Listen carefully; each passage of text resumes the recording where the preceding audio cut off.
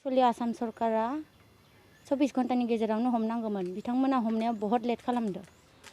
बिथांखौ दा लोगो लोगोनो एनकाउन्टार खालामनांगौ आं जोंनि न'खरनि सासे हिनजावखा थैदो बिनि सायाव जोंहा बहुत दुखु दङ बिथांखौ लोगो लोगोनो पुलिसा जेलाव लाङालासिनो लामायावनो एनकाउन्टार खालामनांगौ बेफोरखौ एक्चुअली जोंनि गासैबो बर'ल' नङा हारसाल' नङा गासैबो सापर्ट खालामनांगौ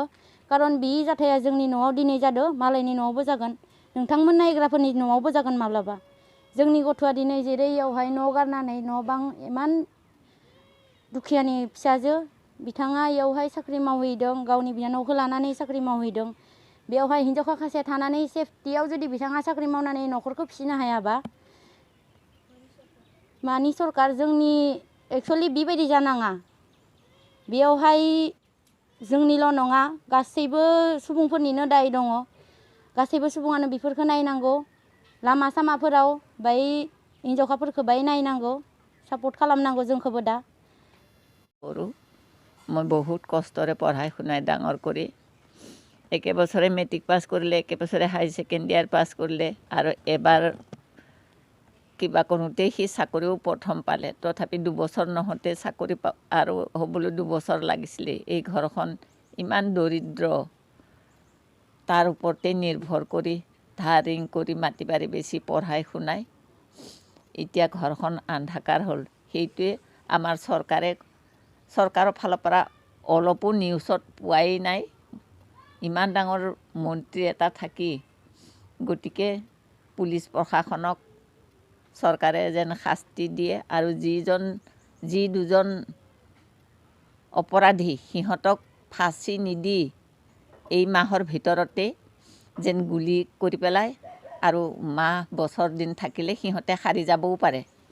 ন্যায় বিচাৰটো কঠোৰ হ'ব লাগিব এতিয়া চৰকাৰৰ ওচৰত ইয়াকে কোনো মই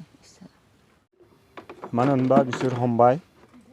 बेनि थाखाय पुलिसनो रोजा साबायखर होबाय लोगोसे साबायखर होनायनि उनाव आं बुंगोन पुलिसफोरा जाहाथे बे दायनिगिरि दैत्यखौ जेल होआलाफानो डाइरेक्ट गावथारनांगौ मानो होनबा गावथारबासो जोंनि माबाया देहाया शान्ति जागोन जेरैबायदि आंनि फिसाजोआ दुखुआव दा गोलैदों महा दङ दा बि जोंथ' नुफेराखै खिन्थु दा बे दैस्युखौ मोनबाय जेला बेखौ दिननाङा बेखौबो गावथारनांगौ आरो फंसे आं सरकारनो मोनसे माबा खालामनो नागिरदों मानगोनां गाहाय मन्त्रि डक्टर हिमन्त बिश्व शर्मा सारनो नोंथाङा बे एसां गिदिर जाथायखौ लानानै फंसेबो जोंनि निउज चेनेलफोराव नोंथांनि माबा मोनसेबो मोनाखै बेयाव जोंहा दुखु दङ नोंथाङानो बुंदोंमोन बेटि बाचाव बेटि पढ़ाओ बे शब्दआ महा थांखो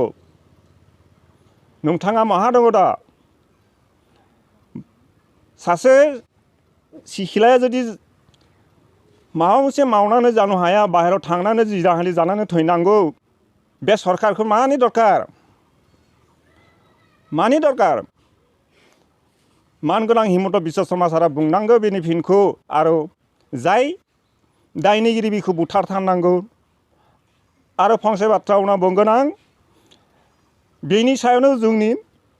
उदियामोन बि गया दिनै इंखाम गया